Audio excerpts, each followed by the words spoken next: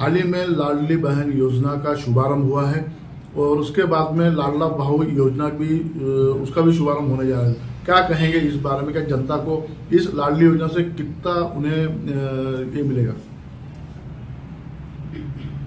महाराष्ट्र में एकनाथ जी शिंदे के नेतृत्व में नरेंद्र मोदी जी का जो भी संकल्प है 2047 का विकसित भारत का, उसको मद्देनजर रखते हुए हम अभी देख रहे हैं कि किस तरीके से किसानों को, महिला बहनों को, बाकी युवाओं को, सबको साथ में लेके चलने का काम ये सरकार कर रही है। और उसी के मद्देनजर ये महाराष्ट्र के अंदर में लाडली बहना ये योजना जो लाई हुई है, ये लोग भ्रम फैलाते थे। अभी तक के लोकसभा के इलेक्शन के अंदर में एक ऐसा झूठा भ्रम फैलाया गया कि संविधान को बदल देंगे, संविधान को बदल देंगे। लोगों में एक प्रकार की डर निर्माण करने का काम इन लोगों ने किया। लेकिन नरेंद्र मोदी जी 10 साल से देश में नेतृत्व कर रहे हैं, कहीं संविधान के ऊपर में हाथ लगाया? जो प्रियम्बल में जो भी नोट किया गया है उसको कोई हाथ लगा ही नहीं सकता और संविधान बदलने की कोई जरूरत ही नहीं है। जब जब भी हमारे देश के प्रधानमंत्री ने शपथ ली है, संविधान को माथे के ऊपर में लगाकर उन्होंने देश की सेवा 10 साल की है। और इसी में से संविधान में तो यही लिखा है ना, महिलाओं का सम्मान होना चाहिए, किसानों का सम्मान होना चाहिए, सबको साथ लेकर चलने का काम उन्होंने अभी तक के किया है। तो ये लाडली योजना की वजह से हमारी महिला बहनों को एक आधार वहां पे मिलने वाला है। अभी ये झूठी खबरें फैला रहे हैं कि ये 3 महीने के लिए आई है। 3 महीने के लिए नहीं आई है, ये सदैव शुरू करने के लिए ये जो योजना लाई गई है।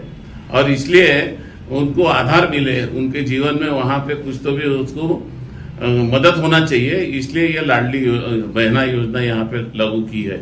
इसलिए मैं हमारी सरकार का, एकनाथ जी शिंदे जी का, हमारे देवेंद्र फडणवीस जी का, अजित पवार जी का, ये हम इस क्षेत्र की ओर से तहे दिल से उनका आभार व्यक्त यहाँ पे करता हूँ। भ्रम ऐसा भी फैलाया जा रहा है कि सिर्फ ये योजना 31 अगस्त तक के ही लाडली बहना योजना मिलने का ये है। इनके पास में दूसरा मुद्दा है ही नहीं ना, झूठ बोलने के बगैर कोई मुद्दा है ही नहीं। हम भी अभी क्षेत्र में जाते हैं तो ये लोगों को बताते हैं कि 3 महीने के लिए है, 4 महीने के लिए है, लेकिन ये 4 महीने के लिए नहीं है। हमारी सरकार योजना लाती है तो कायम स्वरूप लाती है। क्या लगता है हमारे सरकार ने अभी किसानों बहुत अड़चन में था, तो किसानों की अड़चन दूर करने के लिए उन्होंने अभी किसानों की बिजली माफ की है।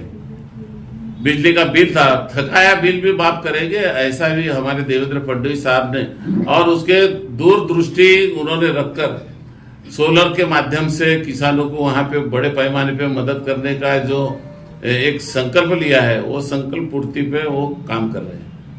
तो कांग्रेस का कहना यह है कि ये योजना जो थी 1974 का जीआर में लिखा हुआ है, 1974 हमने निकाली हुई योजना है और अभी भाजपा ने इसे योजना को शुरू किया है। क्या कहेंगे इस बारे में? तो कांग्रेस की सरकार आई थी ना 2019 में, उन्होंने भाजपा को धोखा देकर सरकार बनाई थी ना महाराष्ट्र पे। फिर महाराष्ट्र में सरकार बनाने के बाद में 2.5 साल क्या कर रहे थे? 2.5 साल किसी ने रोका था क्या उनको महिलाओं के लिए तुम कल्याणकारी योजना लाने के लिए? रोका था क्या? इनकी नियत नहीं है झूठ बोलने का, भ्रम फैलाने का, इसके सिवा दूसरा काम महाराष्ट्र में नहीं हुआ है। विकास और लोगों को साथ में लेके चलने का, सबका साथ सबका विकास, ये संकल्प नरेंद्र मोदी जी के नेतृत्व में हमारे राज्य की सरकार कर रही है। काम करने के लिए भारतीय जनता पार्टी सरकार में आती है और ये लोग भ्रम फैलाने के लिए सरकार में आते हैं।